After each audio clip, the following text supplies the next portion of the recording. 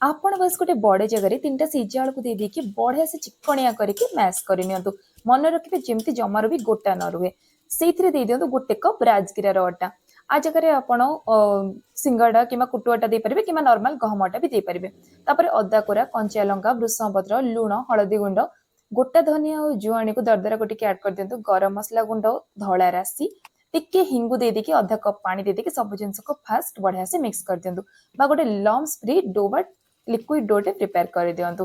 देखो ये सब जिन बढ़िया से मिक्स हो गला आ जमार भी लम्स नहीं। एबे आउ हाफ कप पानी दे सब जिन को बढ़िया से मिक्स करदेबा।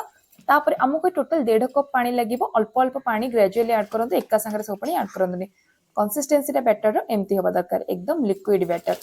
तापर ये गर्मा गरम पैन में तेल ग्रीस करदेबा बा टावा तेल ग्रीस करदेबा छोटे छोटे चिल्ला साइज आमे पैन में देदेबा चारिटा स्प्रेड करदेबा। गोटे साइड बढ़िया से कुक करदेबा मीडियम फ्लेम रे जमार भी हाई फ्लेम रे करिबेनी नले कंचा मीडियम फ्लेम रे उल्टी पलटी की तेल किबा घियो दे देकी बढ़िया से सेकी देला परे रेडी हो जिवो राजगिरा बा अमरंथ चिल्ला। आपण आपको व्रत रे भी बनै खाइ परिबे और जदि नॉर्मल डे रे बनौछन तले पियाज भी ऐड करि परिबे। Thanks for watching.